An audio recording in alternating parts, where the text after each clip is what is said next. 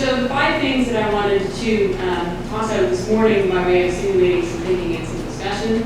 I think that in 5 years, the internet is going to be even further out of its box than it is today. It's already climbing out of its box, has been for years. Interaction with the internet is pretty seamless. You think a lot less today about your internet service and your computer and interacting with each of the above. And you just carry on with things like doing text messages from your phone, picking up that text message conversation on your desktop computer because that's what you're sitting next to and it has a keyboard, and then continuing on off your iPad while you're watching TV later that day as the internet carefully makes sure the context follows you around. And that seamlessness will continue. It has a downside. It makes the internet a little bit more opaque, a little bit less controllable by you. You're a little less control over your reality, which can be an issue when you're traveling down the highway at 60 miles an hour in a Jeep and somebody takes over your car using the internet to take over its onboard computers. So pluses and minuses. At the same time as the internet is trying to get out of its box, number 2, other people are trying to put the internet into a box. Policy and regulation to date has been in a large part about trying to make sure that people's use of the internet conforms to normal behavior within a given geopolitical area. And that has an implicit impact in terms of making the internet line up along geographic boundaries. I've said a lot before in other contexts about how the internet is really not meant to be, to recognize international borders. It's a-geographic, and it really should continue to be so. So point number 3, I think we need a new way of looking at things, a new way of having a dialogue about policy. And I hope that by 2020, we have a much better framework for discussing how do we actually make sure that people carry out the right behaviors and don't do so by trying to restrict use of technology in order to assume that. So to unpack that a little bit, we need not say, we need not require ISPs to block certain domain names in their DNS, so in order to prevent people from accessing foreign content. Instead, we really need to have a better way to have international dialogue about what is or is not agreed on behavior and use of intellectual property and other matters, so that we can, as a global community, actually have an internet policy that's as global as the network is. So then point number 4, I think by 2020 we'll see that everything old is new again. Collaboration was really a founding touchstone for how the internet was built. It's an internetwork meant to take different networks and let them work together in order to provide access to the global spanning network in ways that no single company could build at the time. That kind of collaboration, you can say, is lost in the past, but actually we've seen more recent examples of it through we were electing 6-day efforts at the Internet Society, where highly competitive global leading content providers worked together to demonstrate and to find answers to questions to how they could deploy IPv6 and otherwise move the internet forward. And that kind of cross-industry collaboration, I think, is key to moving the internet forward, and I'm hopeful we'll see even more of it by 2020. And the last thing I'm going to say about 2020 is the same thing that I said the last time I was on the panel at ISOC-TC and asked to say what I thought about 2020, which is if I could tell you what the internet was going to look like in 2020, it wouldn't be the internet now, would it? The issue there is just that the internet has been really a successful platform for supporting anybody's bright idea for some new product or service or way to communicate. And that, in fact, even more so than the technology, is what's made the internet what we know and love. I don't think that Facebook would have gotten boardroom approval if you just presented it on the back of a napkin and said, hey, does this sound like a good idea?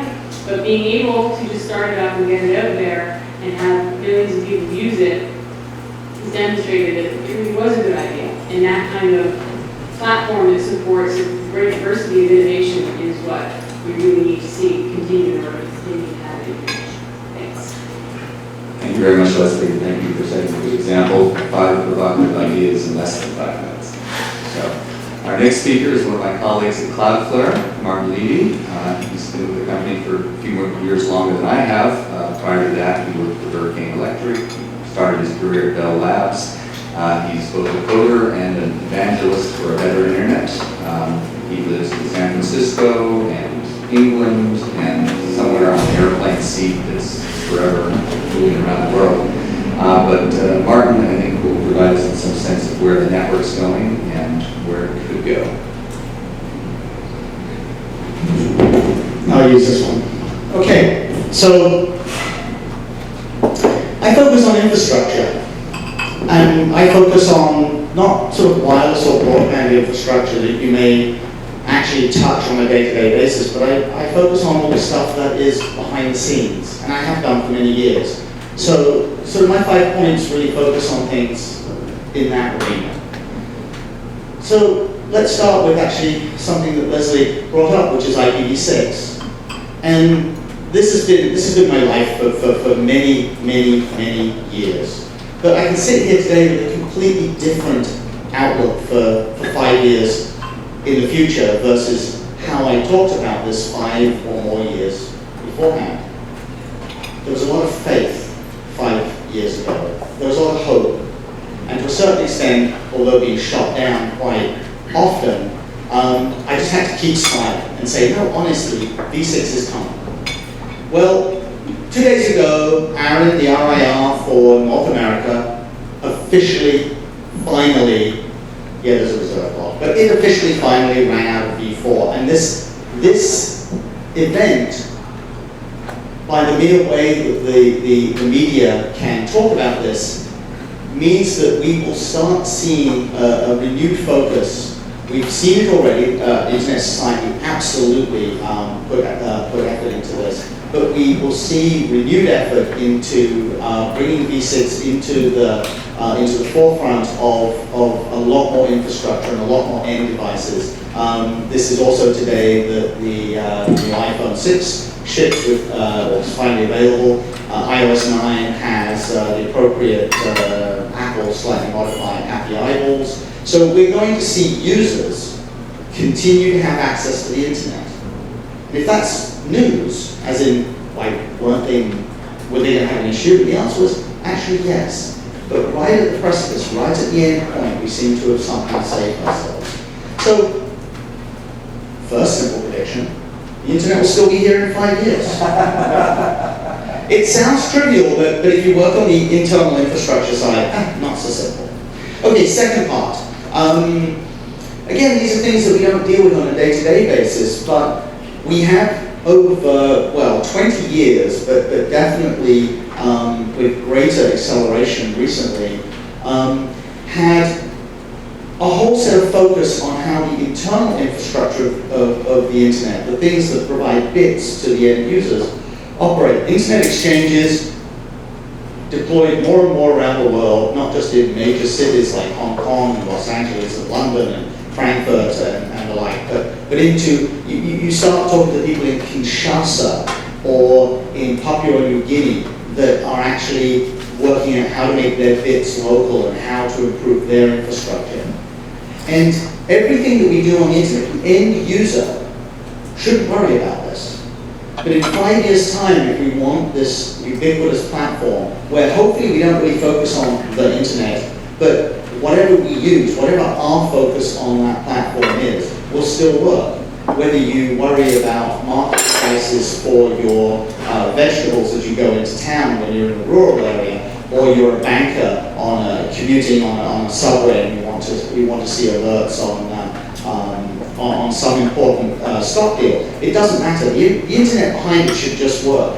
And there was, if you get a chance to listen to the Paul Wheeler talk from Paul Wheeler, the FCC, from yesterday's CloudFlare Summit, he actually talked about why 5G is not just about speed, but about unbelievable reliability and the ability to just do things. And we talked about telemedicine, we talked about other things. These are all pretty impressive things. But more importantly, they take less and less, the internet becomes less important than the application. But the application, if it goes mobile, then part of the 5-year challenge and beyond for people like myself, and even my company, is how do you make the bits just work? How do you get content out to the end user, where it just is snappy and works all the time. And I would simply predict, and I'm highly biased on this, that the infrastructure people that deal with moving content around and making the end user experiences better will be successful well within that 5-year period. What we see today, where we still worry about, oh, I can't get to this app, I can get to that app, and this, that will go away.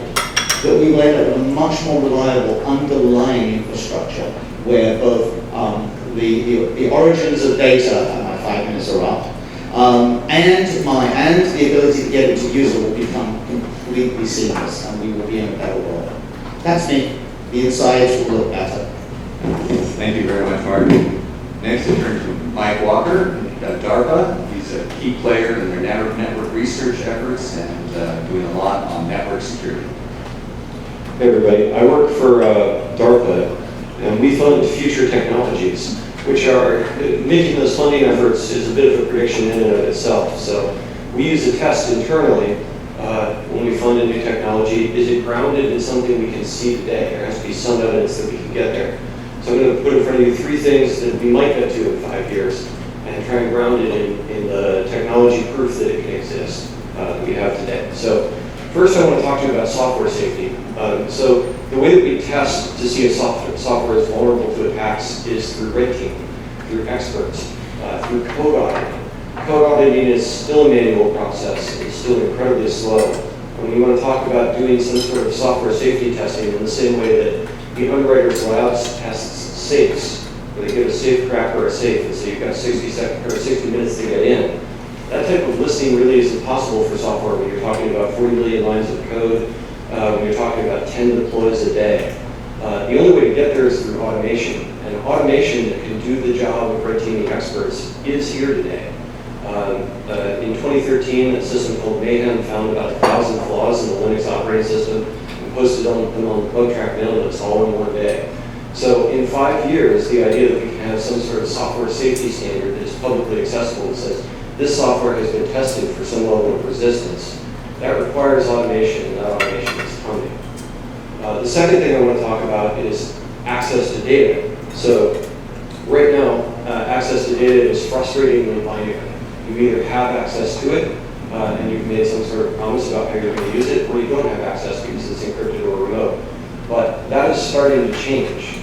Techniques like secure multi-party computation and homomorphic encryption are allowing us to make new, more granular promises about how we access data.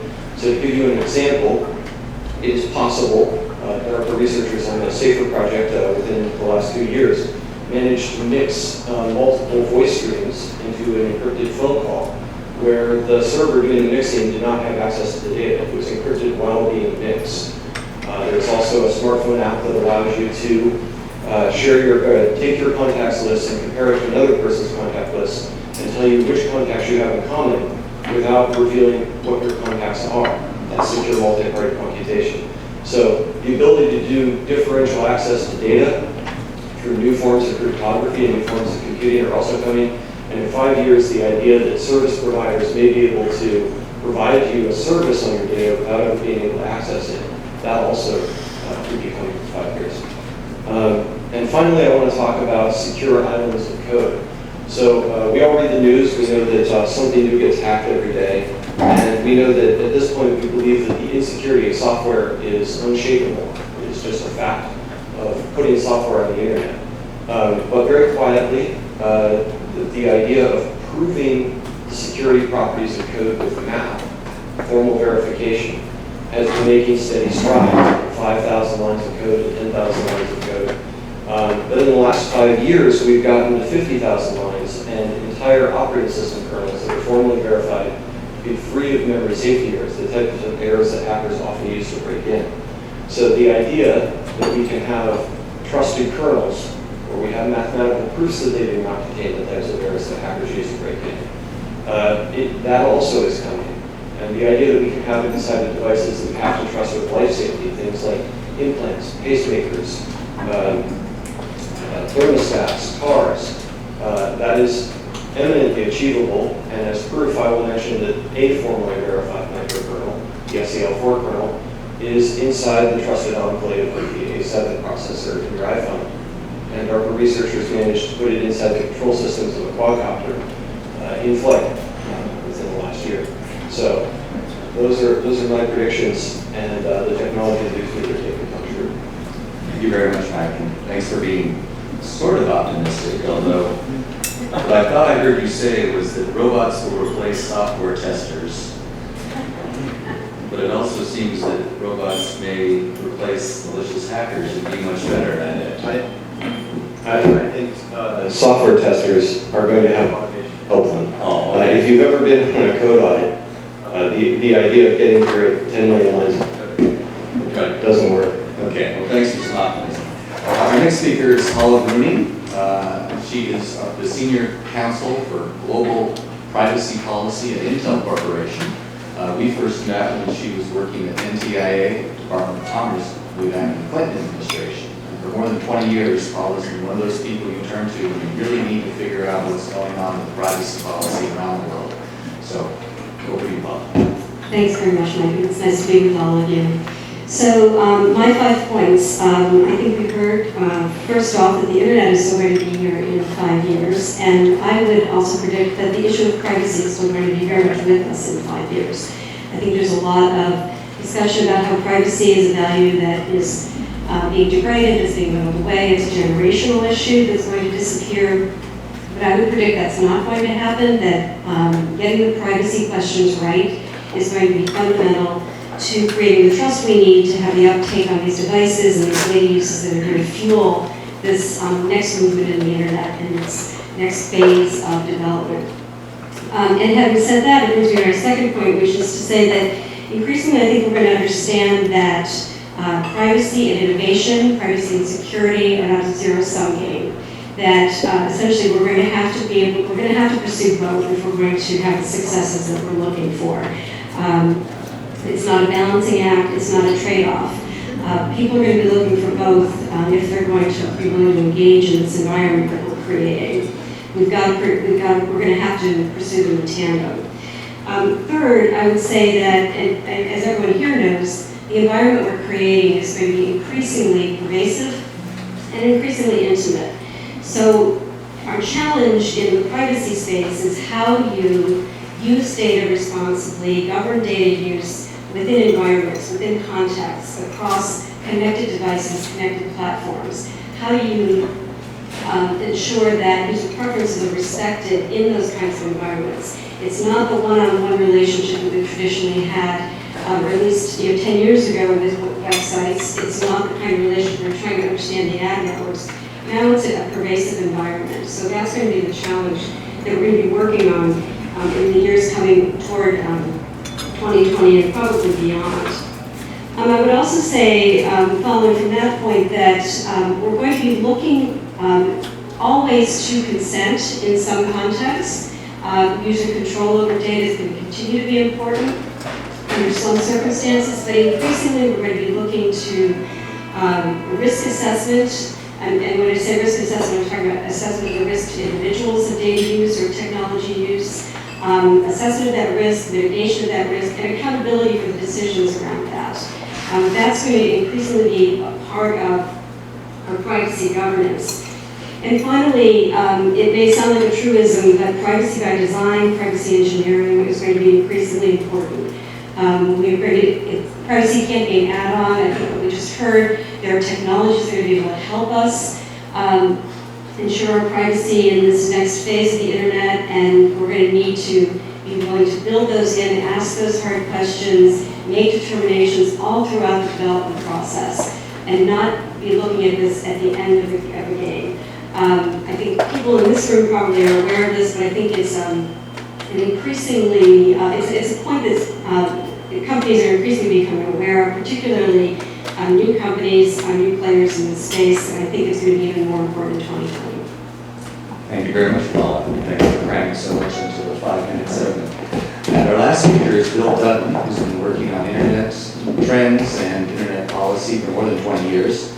He was the director for several years of the Oxford Internet Institute and recently moved to Michigan State University to take over the job as head of the Quello Center, where some of the country's best telecom policy experts are doing research and training the next generation of telecom policy wonks. Thank you, Michael. What a great venue and idea for sessions. I don't think I have 5 points. I have 1 point that I as an academic, I rewrite the questions and all the time. But I do agree with all the panelists. I think that all the technical and sort of business industry advances that were described in human interaction with computing, I do think it'll disappear. I really think that's a great idea. I think the mobile phone will disappear, and we won't really be using this silly device. We'll be much more like we are as we talk in the car. And also, Bill, can you bring them back? Infrastructure developments, I think, will move along and so forth. And in cybersecurity and privacy, we'll see all sorts of advances in this nature. I think, as Michael said in the blurb for this conference, also we will see the unexpected. We'll continue to see unexpected developments that we haven't thought of in a technology industry.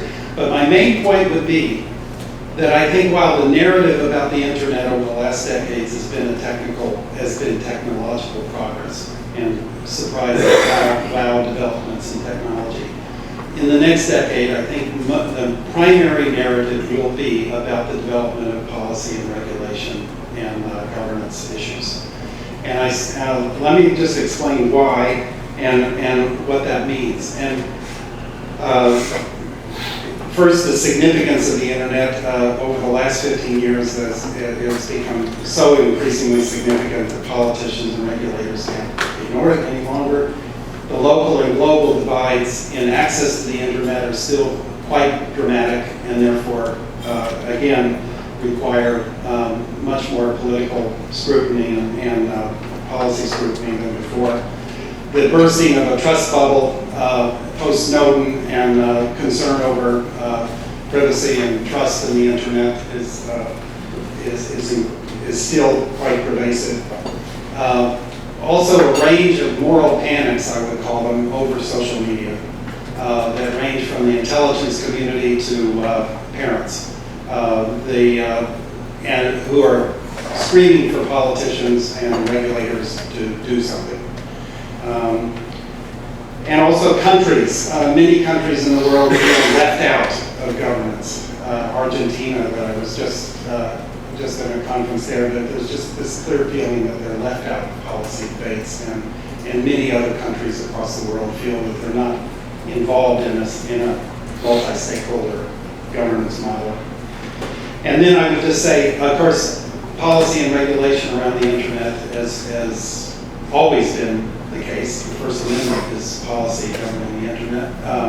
But there has been and will continue to be, I fear, is a continuing rise of national and regional policy and regulation around the internet that will make it more and more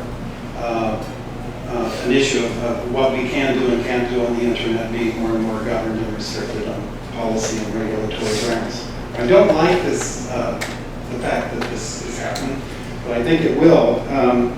You can already see questioning of multi-stakeholderism and moves towards multilateralism. The president of China is probably talking about that today. The politicians and regulators are being asked to do something, and they're telling regulators to do something and to deal with these issues, and they don't have an appropriate model to apply. So while it's politically incorrect, I think the old Indian parable about the blind man and the elephant is quite appropriate in terms of the internet.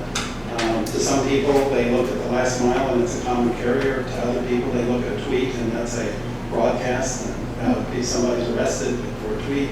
To others, they look at an ISP as if they're a broadcaster and that they have to regulate content.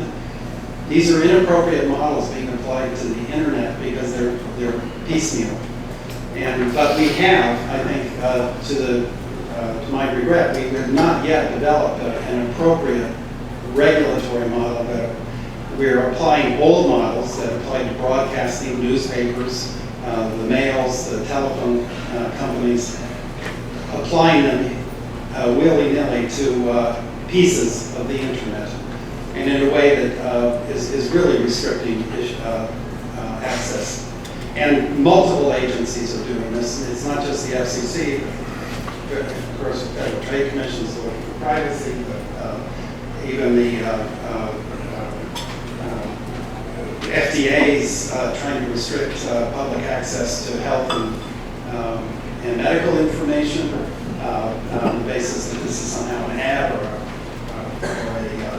a medical advice. And of course, the blogs are being treated as newspapers in the sense of being held liability issues as if they were a newspaper. So I think the critical issue, I would be unhopeful, but I think we must come up with a more appropriate model for regulating the internet that looks at this as a truly new medium, that is not just an old medium in various parts and issues. Thank you very much, Bill. You highlighted enough issues to fill a whole semester of classes from privacy to liability. So yours is kind of a bad news, good news story as well. Bad news being the governments will continue to try to impose outdated, inadequate models. The good news being that people like me who work in public policy will have lots of work to do in the next 5 years. Okay, so as the moderator, I get to ask one question after thanking all of you for being very concise and giving us lots of material for the hour-long discussion we have now. The word I only heard once was reliability. We talked about privacy and security over and over again, but when you ask average Americans, quite often their frustration is when they most need the internet, it's not working for them. The Wi-Fi router is not functioning, or there's some mismatch. We had a little bit of that here earlier. Do you think we're going to see a change that normal people will notice in the reliability of the internet, both long distance, mobile, and more local, what's happening on your device? And will government start telling people the internet has to be more reliable, holding people liable if it's not? Yeah, I would say definitely that's the case. I think we'll see in the next 5 years a move towards broadband access as a universal service. It should be good news, bad news, which means that it will be subject to much more regulatory control and so forth. But it tried to address an issue of, well, I think half the households in Detroit have no access to the internet. And this many deep rural areas have really inadequate access to the internet. So that this kind of reliability and near access will be a primary aim of policy. Now, of course, policy objectives are seldom achieved. We must realize that. But that will be much more a target. But it will have all of the risks of any universal communications policy that carries with it. Other Jason? Oh, yeah. I was recently on the Paris Metro, and I was shocked. I mean, truly shocked. No, I can be shocked about many things there. This gentleman was dialing his phone as he walked into the car, held it up to his ear, and started talking. The car left the station, continued through to the next station, stopped, the door opened, the door closed, continued to the next station, 5, 6 stations. We got up at that point in time. The guy was still talking on his phone. This is a cultural shock. Now, this was within the last few weeks. This is not, I know this is not a new thing.